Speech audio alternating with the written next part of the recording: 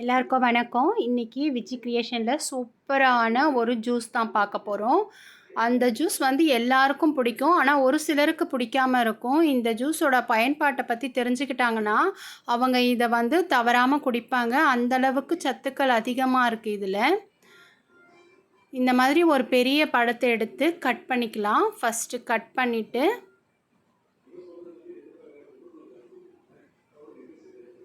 பாருங்க, இந்த மாதிரி தான் இருக்கும். ஒவ்வொரு இடத்துல ஒவ்வொரு மாதிரி மாறுபடும் அந்த பழத்தோட கலர் வந்து. இப்போ இதுக்குள்ளே இருக்கிற விதைகளை நாம் எடுத்து வேறு ஒரு பவுலில் மாற்றிட்டு பழத்தை மட்டும் எடுத்துக்கலாம். இந்த விதைகளை மட்டும் எடுத்துருங்க.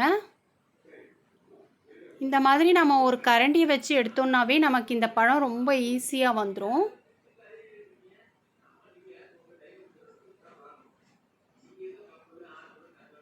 நம்ம ரொம்ப சிரமப்பட்டு கட் பண்ணிலாம் எடுக்க தேவையில்லை. இதே மாதிரியே நம்ம எடுத்து எல்லாத்தையும் எடுத்துடலாம்.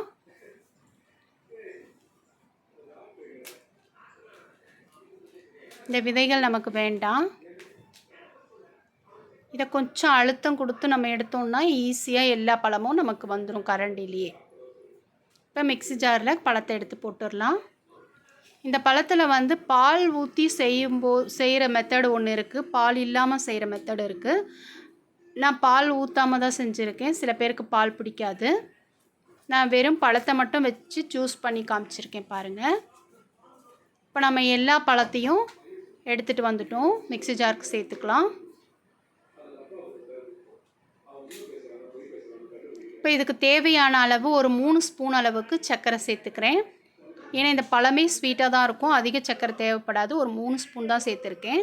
இதை நல்லா மிக்சியில் அரைச்சி எடுத்துகிட்டு வந்துட்டோம் பாருங்கள். சூப்பராக ஸ்மூத்தாக அரைச்சி எடுத்துகிட்டு வந்துட்டோம்.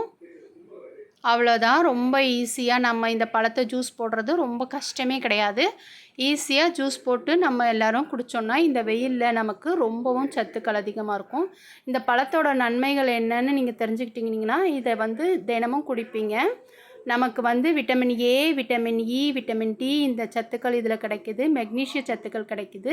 நம்ம உடலுக்கு தேவையான குளிர்ச்சி தன்மையை இது அதிகமாக கொடுக்குது. வெப்பத்திலேருந்து நம்மளை காப்பாற்றிக்கிறதுக்கு இந்த பழத்தோட தன்மை ரொம்ப முக்கியமாக இருக்குது.